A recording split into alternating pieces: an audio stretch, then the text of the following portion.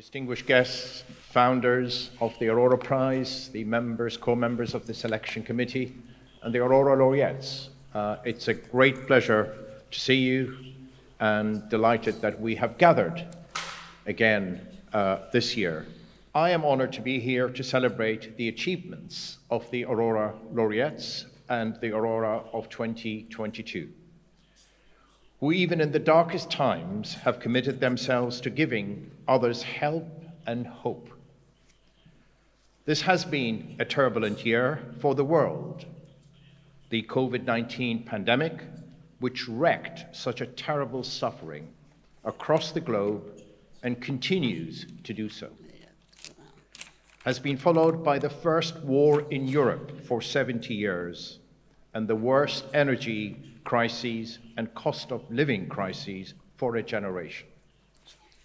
All nations and all people have been affected. But it's always the poor and the disposed who suffer most. Who will come to their aid in such a difficult time? Today, we have gathered here to recognize courageous human rights activists who have shown an extraordinary heroism and compassion towards those less fortunate than themselves. We will name one of them as the 2022 Aurora Prize laureate. He or she will be gifted $1 million prize with which to continue the unbroken cycle of giving by using it to support their chosen organization that could help people in need. That is the purpose of the Aurora Humanitarian Initiative. As we heard, it's about awakening humanity to gratitude in action, which encapsulates the objective of our movements and the vision of our founders. In all, 26 humanitarians have been nominated for the prize since 2016. All of them work among underserved and vulnerable communities in the farthest corners of the globe. Thanks to the generous backing of our many supporters, we have been able to reach 2.5 million beneficiaries through our programs over the past 6 years.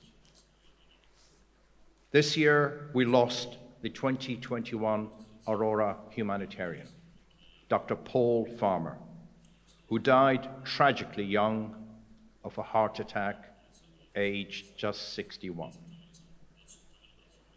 Dr. Farmer was the co-founder and chief strategist of Partners in Health. Partners in Health is an international not-for-profit organization which brings the benefits of modern medicine to those who would otherwise be unable to access them. He helped millions of people by working with governments to strengthen health systems in 11 countries. The work he did gave a critical advantage to those countries during the COVID-19 pandemic. His life of a humanitarian service exemplifies what the Aurora Initiative stands for. In his last interview, he said, "There is not one of us who hasn't benefited from the kindness of others. Often it's family, but strangers too. Gratitude in action is what we all need." He added, "If you look at what causes the most discontent in the world, it is inequality. By this, often related to education, healthcare, and freedom from want. So, if we can address those needs, I think we'll have less troubled world in the future." We mourn his loss. Our mission at Aurora is to recognize, celebrate, spread the work of humanitarians like Dr. Farmer around the world. The late Vartan Grigoryan, our dear founder, the father of Aurora Prize, died last year and often recalled the kindness of strangers who had helped him. as an impoverished immigrant arriving in the US in 1956. He struggled, he then prospered, and eventually rose to become a dedicated philanthropist during 6 decades of public service to the country that took him in.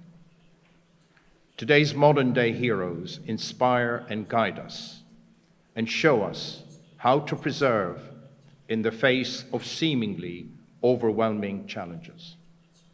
They remind us of our common humanity and encourage us to show the same commitment to serving the poor and the marginalized.